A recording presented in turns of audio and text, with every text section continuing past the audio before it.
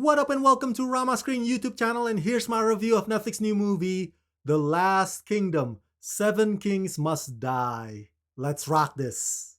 Okay, a bit of context. I did not watch the original Last Kingdom series religiously. I mean, it ran for 5 seasons, right? If I'm not mistaken. I caught parts of the first season, but did not follow up after that. Look, there are so many contents out there that I could hardly keep up with. So, regretfully, The Last Kingdom was one of those contents that kind of fell by the wayside for me. But I know that a lot of you are big fans of the Last Kingdom series, and as I understand it, The Last Kingdom was praised by fans and critics alike for being a pretty damn good medieval drama. Maybe not at the same level as Game of Thrones, but an argument can be made that The Last Kingdom was better than that Netflix other show, Vikings Valhalla. Obviously, there's also the historical elements, how accurate it may be, or perhaps they play fast and loose with it. And on top of that, there's also the novels that the show was based on. But overall, I've heard nothing but good things about the Last Kingdom series. So I'm happy to inform you, as somebody who has watched this movie, and I'm objectively judging it solely on its own merit, The Last Kingdom, Seven Kings Must Die, is a bloody epic conclusion to what you've told me is an overall compelling franchise. But there is one caveat, however, one aspect of the story that I think might be misinterpreted as a negative. I'll explain further, so stick around. Written by Martha Hiller and directed by Ed Bazalgette, in The Last Kingdom, Seven Kings Must Die, for a century, war has raged through the land between its inhabitants and the Danish invaders. But now a peace has settled with the country nearly united. Only Lord Uhtred of Bebbanburg, ruling over Northumbria, is yet to pledge his land to the throne. But when King Edward dies, the peace is threatened as his two potential heirs, Athelstan and Aylesward, battle to claim the crown. When Uthrit hears that Athelstan wants his ward and protege is to fight, he rides to help him secure victory, but the young prince has fallen under a dark influence, and it's not the same boy Uthrit once knew. And when Athelstan's actions threatens the life Uthrit has known, Uthrit must decide where his loyalties lie, with the king or with his homeland. Starring Alexander Draymond, Harry Gilby, Mark Rowley, and Elaine Cassidy. Does it help to have watched the show first before you jump in to watch this movie? Of course it helps. But hey, look at me. As I implied earlier, I still enjoyed this film despite not knowing much about the original show. But if you're looking for a video review of The Last Kingdom, Seven Kings Must Die that would provide some kind of connecting the dots analysis, pinpointing parts that are from the show or parts that deviate away from the show, this is not that video review. Now, I'm not sure how the character Uthrit was written in the previous 5 seasons, but the Uthrit in this movie is very much an idealistic hero.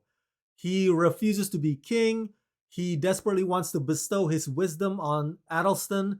Uthrit in this one is just a man of the people, so to speak. The screenwriter and the director of this movie are the same creative talents behind the show. So you don't need to worry whether or not some outside blokes are coming in to change anything, because this is the world that you are pretty much familiar with, because it's handled by the same people who have always cared about these characters and their journeys. The runtime is nearly 2 hours long, but not once did I feel bored. The story is engaging, and the power struggle or the violent political intrigue is highly absorbing. Uthrit's weakness is that he is too trusting, while everybody around him is either playing three-dimensional chess or straight up betrays him. The final battle was very well choreographed and very well staged. It's brutal, it's messy, it's chaotic yet satisfying. And Alexander Draymond comfortably slips back into his old shoes like he never left at all for this one final hurrah. This is the role that he'll be forever remembered by. And it shows in every scene that he takes that to heart, that he badly wants Uthrit to get his proper goodbye, which I think will easily meet the fans' approval. So now on to the caveat I mentioned earlier. Spoiler alert, what I'm about to say contains spoilers.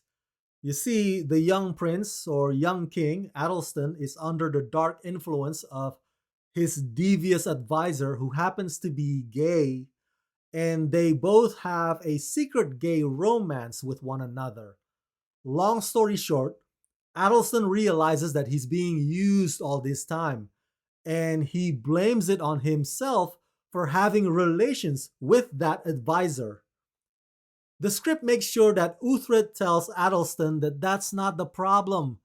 It's the film's way of saying that there's nothing wrong with who Athelstan is. It's Uthrit's way, subtle way of absolving Athelstan, but still, this whole thing just kind of seems messed up. I mean, maybe this is the film's way of explaining why the real Athelstan in the history books never married. But be that as it may, this whole thing with making LGBTQ be the reason for evil to infiltrate might rub some people the wrong way. It might. It might.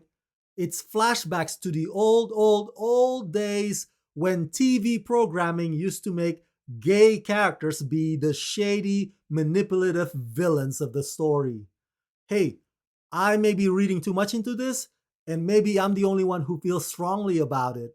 So, overall, I give The Last Kingdom, Seven Kings Must Die, the rating of 3.5 out of 5. This is a pretty damn good medieval action drama that can be enjoyed by fans and non-fans of the original show. So that's it. That's my review of The Last Kingdom, Seven Kings Must Die. Smash that like button, share this video with everyone you know, share your thoughts in the comment section below, and as always, subscribe. Let's rock this.